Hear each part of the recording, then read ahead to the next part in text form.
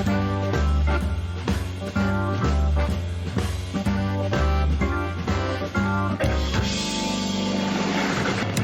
in to another episode of the FutureSox Roundup. My name is Mike Rankin. I'm your host alongside Elijah Evans. Elijah Evans is working hard, you could tell, because if you look on our Patreon, go to FutureSox.com, click on Patreon, and check out all that we can offer. It's loaded with content provided by Elijah, so thank him, and I thank you, the listener, for being a part of our team on Patreon because it supports us. It's what fuels us. It's what continues this product at FutureSox.com. So thank you so much for your support. We record multiple episodes of the podcast per week. You can listen to it wherever you get your podcast. Make sure you're subscribed to the Future Sox podcast. We are releasing episodes on Monday, Tuesday, and Friday. Monday, exclusive one-on-one interviews, Elijah Evans and player of the Chicago White Sox. There are multiple players that you can listen to, kind of talk to Elijah about their process. Really interesting interviews. Jake Peppers is coming up. Jacob Burke is already released. Seth Keener is already released. So more to come. And I just want to credit Elijah for all the work that he's doing. So shout out to him. And my partner today on the Roundup, myself and James Fox on Tuesdays release the Future Sox podcast where we speak to guests and also cover the organization, breaking news and all that stuff, whatever we want to talk about. And same here on the Roundup, which we release on Fridays. We talk about the performances across the Chicago White Sox organization and news, of course, the goings-on of the prospects that we cover at Future Sox. So welcome in, Elijah. Last week, we discussed pitchers of Double-A and Triple-A. We got so into it that we weren't able to cover the hitters. So today, we're discussing Birmingham Barons and Charlotte Knights hitters, position players, some guys that we want to highlight for their seasons. But before we do that, Elijah, I know you wanted to talk about the Arizona Fall League. Jake Eder is one to note because he is standing out amongst the rest on the Glendale Desert Dogs for the Chicago White Sox. Yeah, it's exciting. As we start to, put some attention towards the Arizona Fall League, Jake Eder is a guy who, he didn't have the success we were hoping for. We talked about this last week. He was dealing with, coming off Tommy John, and then he had a foot injury, and he just really couldn't get a lot of things with his body right. And the focus this year for him was really focusing on getting his mechanics back in shape and getting him just back to feeling comfortable on the mound. He looked really comfortable. His first AFL game, he didn't allow a hit. He walked a few guys. That command has still been drifting for him a little bit here and there. But, he's a guy who's looked good so far in the Arizona Fall League. He's yet to allow a run. So, I mean, it's exciting, right? This is a guy that we have high expectations for here. And he was part of the Jake Burger trade. Obviously, Jake Burger, was a huge piece of getting the Marlins to the playoffs this year. And a lot of White Sox fans were upset about that one. But Eder looks really nice so far in the AFL. And that's what the AFL's for, right? It's getting guys reps that didn't get enough reps during the season. And for a guy like Eder, I think this is going to be a really beneficial time for him to just get more innings under his belt, continue to get more comfortable on the mound within the organization, all of that stuff. And I'm really excited to see what he does. And then from there, we've got guys like Jacob Burke and Brian Ramos and Colson Montgomery who have had some good things. Ramos smoked a double in his first at-bat of the AFL season. Jacob Burke made a really nice play, gunning a runner out on the bases from center field. That's a guy who we've talked. You can hear my interview with him. We talked about his defense. He's just a beast in the outfield. He really puts a lot of effort into his outfield skills. And then Colson Montgomery, the top prospect for the team, who's getting settled in and getting some more innings under his belt. So very excited to continue to follow the AFL. And I'm excited to see, especially with Eder, how his development keeps going, because he's a guy who could be, a serious rotation piece sooner than later for the White Sox if he can get his body working the way he wants it to. Yeah, the Brian Ramos double, man, it just sends shivers down my spine when I see it. And if you have a desktop and headphones, find the video of Brian Ramos's double of the Arizona Fall League. Turn the volume all the way up and just listen. It is just so beautiful. The sights and sounds of a baseball game, professional. It was so clean. Oh, I love it. Anyway, moving on. Colson Montgomery is struggling so far through the first week of the Arizona Fall League. However, defensively, he is showing that he can play shortstop at a capable level, more than capable, to be honest with you. So that's very encouraging, despite the lack of success at the plate. Jacob Burke is just a shot out of the cannon, man. The guy puts so much into everything that he does, and I love he's a spark plug. Love watching him on the field. He's putting the ball in play, and he's playing a good outfield as well. And related to Jake Eder, have to mention this whenever he's brought up. There's context behind his 2023 season. Remember, in his draft season, debuted in Double-A, a 1.77 ERA, had Tommy John surgery. When he returned from Tommy John surgery, he fractured his foot. So this year has been very shaky for the new White Sox left-handed prospect. And again, this is a player that we are focusing very highly, because he seems to be a player that should be in the White Sox plans in 2024, maybe mid-season. But you want to allow him to get back into form, allow him to work. He's close, right? Nick Nastrini is somebody who, we talked about last week. Among the pitchers, Nastrini looks like to be the closest, but Jake Eater's right there. Let him get his strength back and find his groove. Hopefully that, begins in the offseason and continues at the early part of 2024. Speaking of guys in 2024, look, Elijah, we're highlighting AAA and AA. Jake Eater spend time in AA, and we're highlighting these next level prospects. Mentioned Brian Ramos. I want to start, though, with Jose Rodriguez, because I think the middle infield position, this is something we could also talk about later in the podcast, is the future of the Chicago White Sox. Thinking of the middle infield specifically, Moncada's at the corner, Andrew Vaughn's at first. Up the middle, though, it's up for grabs. We don't know what the status of Tim Anderson is going to be. They have a club option. I wonder if Jose Rodriguez, Lenin Sosa, and player X are competing for opening day spots up the middle. Yeah, it's going to be really interesting to see. I think I don't see why not for Rodriguez and Sosa. Sosa hasn't shown a ton at the major league level, but he's been excellent in AAA. And ultimately, this is a team that's not going to be winning all that many games. And there's a chance that Sosa really taps into a lot of the power that we've seen in AAA. And he really gets going. And then you look at a guy like Jose Rodriguez, who has continued to rake in the minors. I mean, he was a really solid hitter all around this year, and he regressed a little bit at the end of the season when he got promoted to AAA.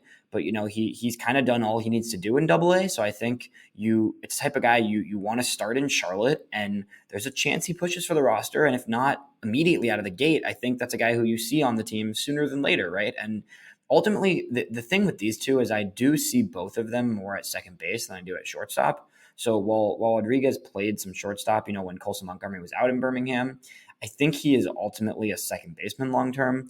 So I kind of see a situation more realistically where the two of them are splitting duties at second base for the most part this year, which it's not ideal to have both these guys splitting, but I also don't think either one is necessarily an everyday starter moving forward. I think Rodriguez profiles as a guy who has a lot of pop, and he has a ton of energy. He plays really solid defense. He can run well.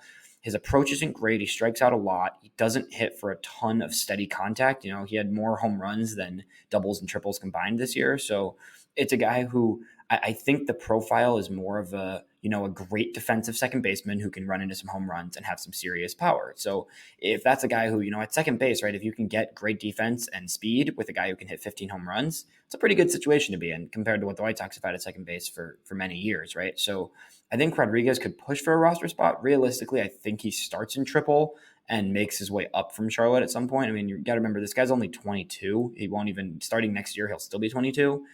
So he's not old, as much as he seems like he's been in the system, as a prospect to watch for a little while now. Like he's only 22 years old. He came into the White Sox, he started playing for the Arizona Complex League when he was like 18. So he definitely has time, and I think he can continue to work on some of the areas where he's weaker at. But ultimately, I think that sooner than later he should get a chance with the White Sox. Yeah, I think that's well described, especially considering where both Rodriguez and Sosa are in their career. And look at Zach Remillard. Shout out to Zach Remillard. He worked his way to Major League Baseball. This is a guy who grinded it out throughout his time in the minor leagues. So I just keep getting this feeling that the White Sox are going to bolster their Major League club with expendable Major League depth, right? Just replaceable depth, those who can get you by while these prospects, these core guys, continue to work, and allow them to develop at their pace. No need to rush in a season in which you aren't realistically good enough to contend. And that plays into what we're going to talk about next in Tim Elko, because I can't help but get kind of giddy about this 24-year-old right-handed slugger. He played 131 games this year, Elijah. Started the year in Kannapolis. I remember when we first started this podcast, we were wondering, when will Tim Elko get the call to the next level? Well, he got called to Advanced A, didn't slow down. After 30 games, went to Birmingham. Again, didn't slow down. What do you like about this player? I know 28 home runs on the season in 131 games is the highlight, but there's more to Tim Elko's game than that. Tim Elko, I think part of the story with him just dominating in single A and high A was this guy played 5 years of SEC baseball. So he has a lot of experience. He's well established. He knows what he's doing. He knows how to hit, and he just has that pro ready feel to him in a way where he was just outmatching every single pitcher at the low levels. And then you saw in Birmingham, he started hot in Birmingham, but he definitely cooled down a little bit, and he had some guys who were pitching him a little bit better, and his strikeout rate went up a little bit in comparison to high A. So I think honestly, like, he probably could have started in high A or even immediately been in double A, and he would have done fine just because he was already, 24 years old and advanced and played in SEC ball. But he raked. You can't deny it. I know this is not a guy we rank super highly in prospect rankings. I mean, 165 strikeouts is definitely a concern. It's really hard to sustain success at the upper levels of the minors and in the major leagues when you strike out more than 25 to 30%. It's hard for sure. But with that said, Elko is not just a power and strikeout guy. He 28 home runs, a lot of strikeouts, yes, but he also had a lot of contact, right? I mean, he hit 295 this year. So, like, I don't put a ton of stock in batting average because I don't think it properly values guys. But, right, I mean, a 350 on base percentage. He walks a little bit. He needs to walk a little bit more for his type of, profile. But at the same time, this is a guy who can put the ball in play, not just with home runs. 25 doubles this year, 4 triples. I mean, triples for a guy his size are pretty impressive to start with. And, 149 hits in general in just 131 games, right? So this is a guy who, yes, the power is the calling card there. And it's really just natural strength for Elko. He just destroys baseballs. Like, he doesn't even have, he just runs in. If he gets the barrel out there and he hits a ball, it's going far because he's a huge dude and he knows how to use his strength. But it's also a pretty well-rounded bat at the plate, and it really just needs a little bit more discipline, and he needs to kind of refine those strikeout numbers a little bit. And I think this is a guy who, at his age and with his profile, we could see pretty quickly in Chicago because, there's no reason to waste time with a guy who's 24 years old, and he'll be 25 going into next season, right? And that's somebody who, with the White Sox current setup, the White Sox have very little power that's reliable outside of, Luis Robert and Andrew Vaughn at over 20 homers this year. But generally speaking, not a ton of reliable power on the White Sox roster. And for a guy who will be 25 next year, like, there's a world where he's up with the White Sox by the end of next season. I love that you mentioned the experience in college. I think there's something there. And there's something to that coming into the professional scene at his age, success in the College World Series, of course, and success wherever he landed. Look, there are parts of his game that can be improved, but you look at the profile and he is exceeding every expectation. Really fun player to monitor. And we're talking about production. How about Wilfred Veras? I feel like we don't give him enough attention. A Dominican player signed in the international free marketplace. We're talking about a guy who's 6'2", listed 180, 20 years old this season. And when we talk about production, this is a guy who experienced Birmingham last season as part of Project Birmingham. Now he was getting regular at-bats, Elijah, after spending most of the year in Advanced A, end of the season in Double A. And Wilfred Veras just kept being productive at the plate. Now, I wonder where he'll play defensively, but if you can hit, they'll find a spot for him. Yeah, Veras, we've talked about him a lot, but I can't understate, this is one of my favorite prospects in the White Sox system. And I'll be honest with that. I think Wilfred Veras' bat is incredibly impressive for a 20-year-old hitter. This guy's 20. I don't believe 180 for a second. I talked to Veras in person. This dude is huge. He's a big body. He knows how to use his body. And he also has that blend of power and speed. He, 24 stolen bases is a really under the radar part of his game. He's got some serious speed in addition to being, 39 doubles this season with 17 home runs. He's just got easy gap-to-gap power. He drives the ball all over the field. He hits it really hard. His exit velocities were excellent when I watched him play. And this is just somebody who can just flat out hit. Like, this is a guy who you watch and you're just like, this dude can hit. And in every single way, he just keeps getting it done. And like you mentioned, he was good in high A this year. He was significantly better in Double A, in one of the hardest leagues in the minor leagues to hit in. He was rocking the baseball. 309, 346, 533 slash line. Once he got promoted to Double A, that's an 879 OPS. In 38 games with Birmingham, 6 home runs, 14 doubles, 6 for 6 with stolen bases. This is just a really good hitter. Another guy who, has a little bit of an approach issue, generally speaking. 145 strikeouts this season, has to come down. We see that with a lot of young guys, though. It's not a guy that strikes out a lot and whiffs a lot at this age is not somebody you're panicking about. It's a little bit more of a concern for a 24-year-old Elko. I'm not worried about it at all right now for a 20-year-old Varys, who is just really naturally gifted, a great athlete, and somebody who I think is, could easily bring himself into like top 10 White Sox prospect consideration next year if he continues to build on what he was doing in Double A. I think given his age, he'll start in Birmingham again this coming year. But I think Varys is a really talented hitter who, with a little bit more approach and continuing to work on that defense, like you mentioned, he hasn't quite found his role. He started to look a little more comfortable, in my opinion, in right field, especially towards the end of the season. He played some corner infield. He's listed as a third baseman still. He didn't play any third base down the stretch. He's going to be a right field guy, I think. The arm is solid. The reaction time, the ability to kind of gauge balls in the outfield is still getting there. But again, 20, right? This is a 20-year-old who's already seen a lot of success at the plate in Double A. I have a lot of hope for Wilfred Veras. Yeah, a couple things there, especially considering, it turns 21 in November. So his age 21 season it'll be his third full professional season, right? As a 21-year-old in the White Sox system, can't be understated. Position player who can hit. 2022 as a 19-year-old was one of the few players who held up at Project Birmingham. They consider the core prospects to have an experimental month in Double A, and Varys was among those who had success. Very few position players had success at the plate. So I wanted to give Varys a shout out for that performance, but Elijah just laid it out for you there. His age 20 season was a massive success. So another exciting Double A player to keep in mind. We're waiting for guys in Triple A. I want the AAA depth to get filled with major league prospects, real White Sox core pieces. I wonder how many get there this year. I wonder if it's Terrell Tatum, Elijah. This was a pretty big year for the athletic outfielder. He's older, but for him to end the season at Double A, it's the perfect step for him to get to Triple A at some point next year. Yeah, definitely. Terrell Tatum's a guy who, that's a big breakout in the system this year. We've talked about a few other guys that broke out, and Tatum's a guy, who was drafted in 2021. And he looked good last year. He had minimal games played, but he looked good in the time that we saw him. And, he really dominated in Winston-Salem this year. Everything he was doing in Winston was great. Unlike, Varys and Elko, like we mentioned, he does have a strikeout problem, but Tatum's ability to work the count is awesome.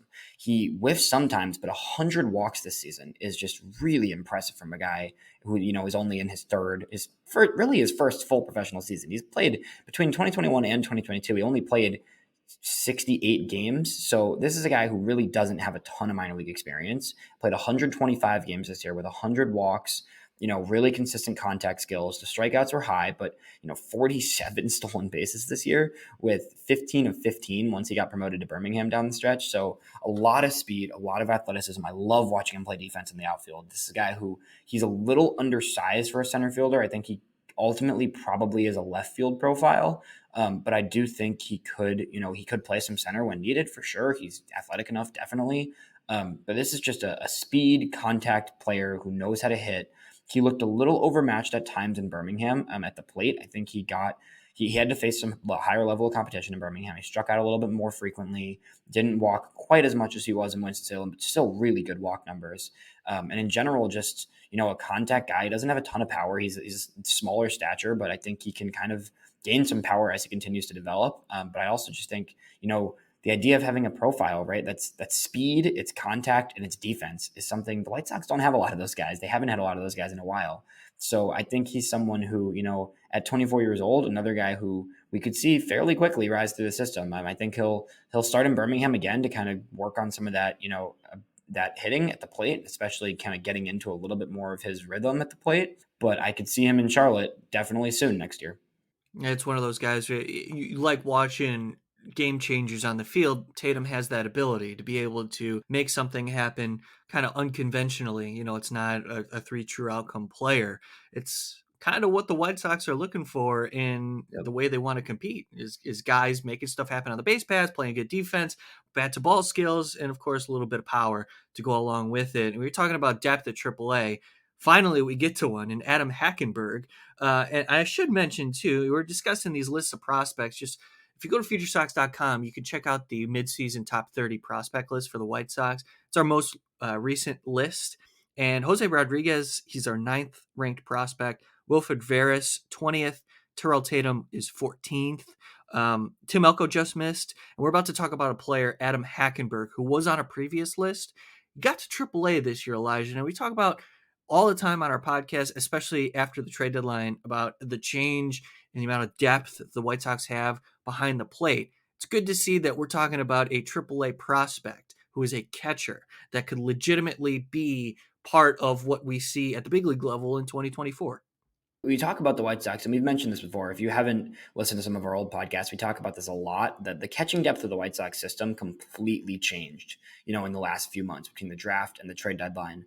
Adam Hackenberg was kind of the only organizational catching depth that we could project as a big leaguer before a few months ago, right? And while he definitely doesn't have quite the upside as some of the other guys, like, an Edgar Caro, who got acquired at the deadline. I do think he's a guy that we could realistically see in Chicago this year because he, has been in the system for a few years. He's 24. He's consistent. He wasn't incredible at the plate, but he was really solid in Birmingham to start the season. And then once the White Sox had acquired Caro, Hackenberg made his way to Charlotte, where he was continued to be good. He had a 770 OPS in Birmingham, 721 at Charlotte. So a little bit of a drop off, but you're always going to see a little bit of a drop when elevating levels for the most part. And just a guy who's pretty well rounded. He doesn't strike out all that much compared to some of the other guys we've mentioned. He's got a pretty solid approach, 42 walks this season. He runs into some power, 8 home runs, 16 doubles, and just a solid player all around. And we've seen him catch, and we know he can catch. And ultimately, there's not, with Grandal being a free agent and Zavala's gone now, and Corey Lee is around. He didn't show a ton this year, but we're looking forward to seeing if he can kind of develop a little bit more. And Carlos Perez didn't, the same thing, where it didn't show a ton, but he's proved a lot at AAA, right? But Hackenberg's a guy who, he caught 91 games this year. So that's a guy who, is consistent behind the plate, is comfortable behind the plate, has been doing it now. He caught, 88 games behind the plate in 2022. So a guy with a lot of catching experience so far in the last 2 seasons, and somebody that, at least for right now, prior to some of the younger guys in the system making their way, could be a catcher for the White Sox in the near future. And last but not least, let's talk about Sean Goosenberg a little bit. He had a cup of coffee at Birmingham. This is a 2021 draft pick, 19th rounder. Now, he's playing primarily first base. He's also getting time in the outfield. But for a guy like Goosenberg, a 19th round draft pick, to end his season at Double A, I think the White Sox are trying to push this kid to get to that next level.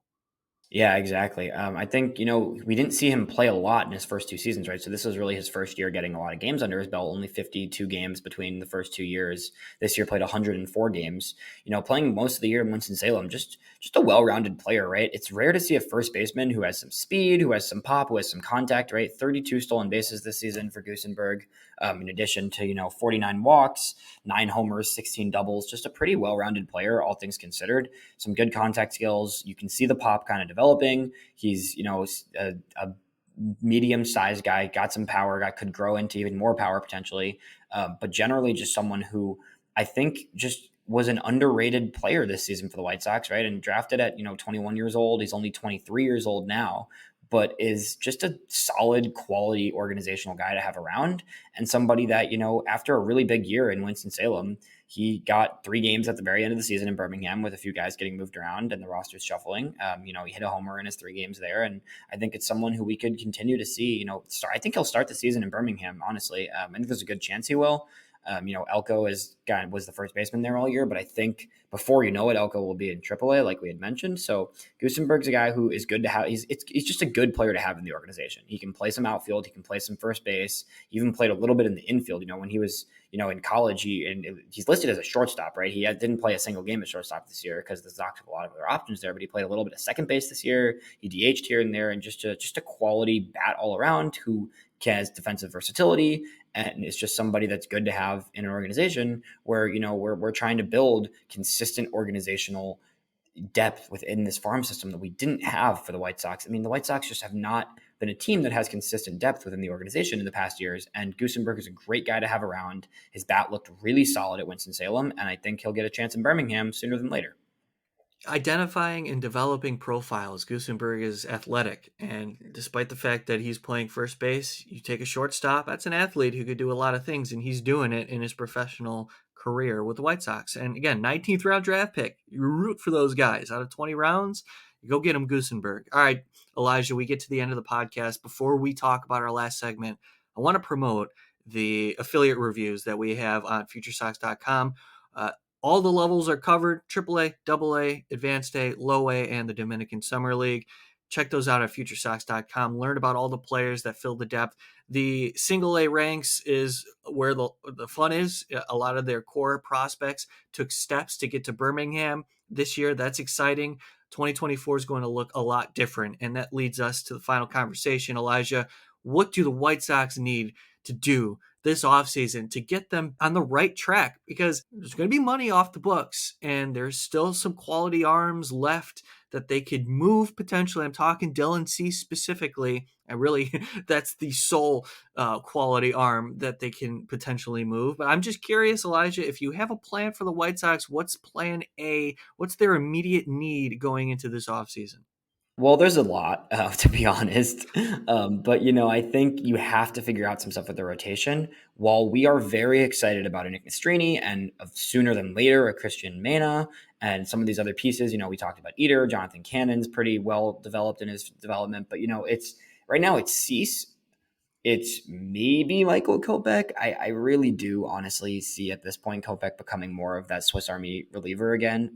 I just think it was a role that suited him really well. And at this point in his career, I'm not sure I see him being a member of an everyday rotation. And then, Jesse Schultens, Tukey Toussaint, whatever you might say there. But there really is no, Mike Clevenger could be back. I think he declines and explores the market. Maybe the Sox bring him back. He was probably the best starter for the team this year.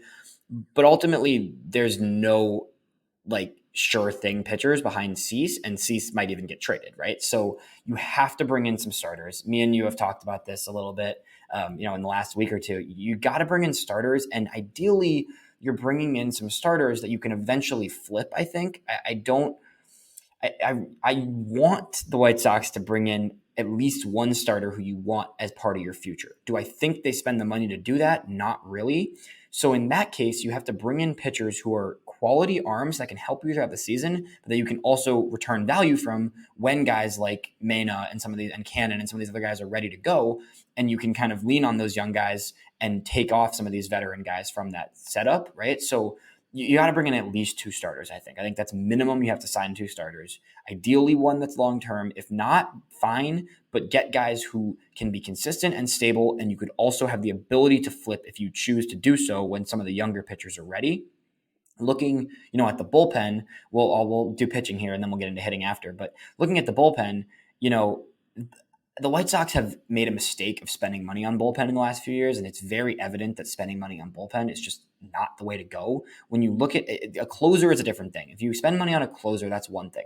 Spending money consistently on just regular relief pitchers, look at how the Joe Kelly deal worked out for the White Sox. Honestly, Joe, that if you look at that contract, you cannot convince me that was a good contract from the start or from the finish, just at all. And you have to think about, from the reliever market, getting guys. Kenyon Middleton this past year. That was the exact type of signing the White Sox should make 4 of this year, because signing veteran relievers, small contracts, 1-year deals, best case scenario, they're great for you. You either re-sign them or you flip them, right? Kenyon Middleton got the White Sox Juan Corella, who I think is a really talented young 21-year-old pitcher who could be part of this future eventually. Even if he's not, you get a chance on a guy who could be part of the future when there's no chance that Middleton was ever going to be part of the long-term future in Chicago.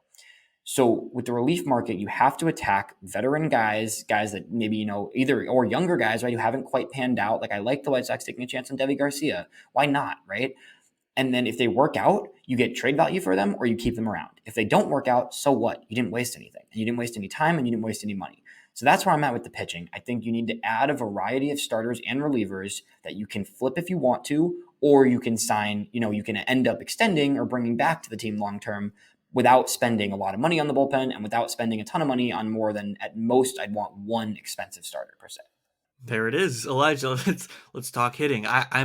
Look, honestly, I was saying this before. Got to run the White Sox because I think we have every answer here. And let's continue, because I think you can solve the hitting woes of the White Sox as well. First of all, Jose Castro's fired.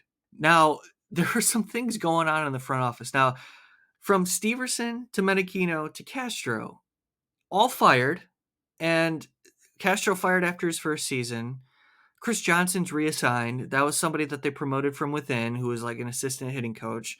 There's going to be changes on the hitting side already, but It was so disappointing to see that they fired a hand-picked hitting coach of Pedro Griffol's staff. You know what I mean? That was one of those things where if I can hang my hat on anything that the White Sox were trying to do well, it's establishing a staff that can help develop players at the big league level.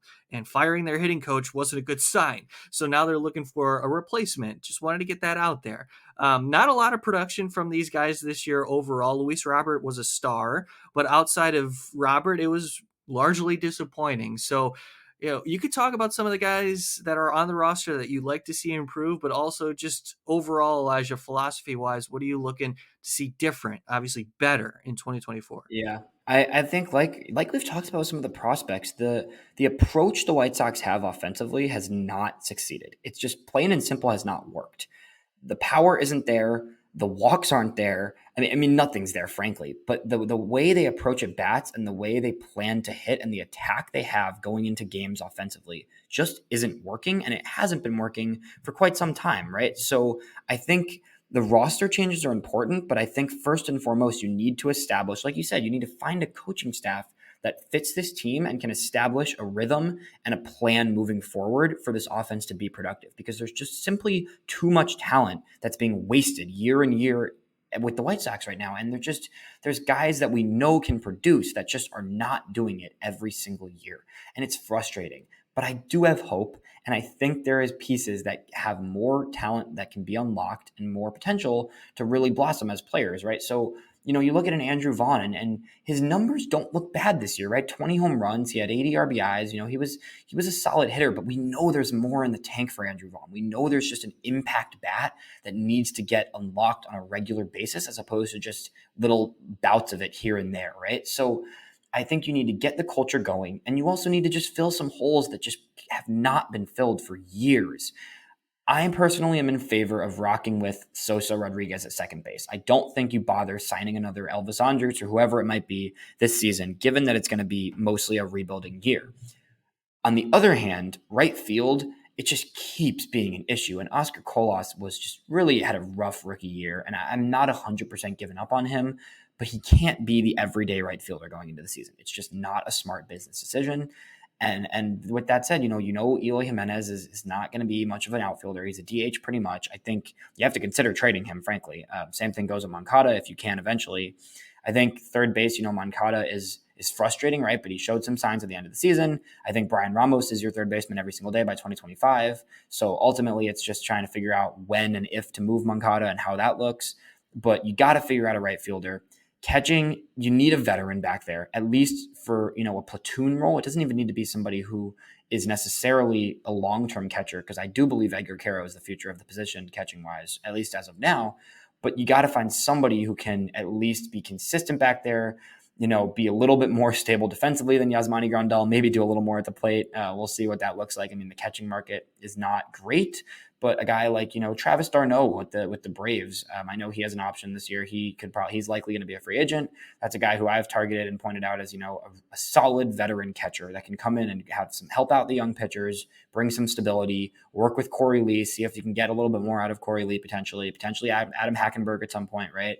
So I think those are the biggest areas on offense, but it starts with everything you just said, is an organizational philosophy and plan for the offense.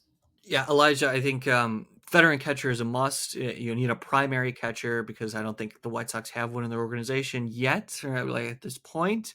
And the production, it's got to be better overall. I like your idea with right field. The outfield's a mess. Andrew Benintendi is not very good, in my opinion. The Yoan Moncada thing, he was hurt. He said he was hurt all year. He felt healthy down the stretch, and he was awesome.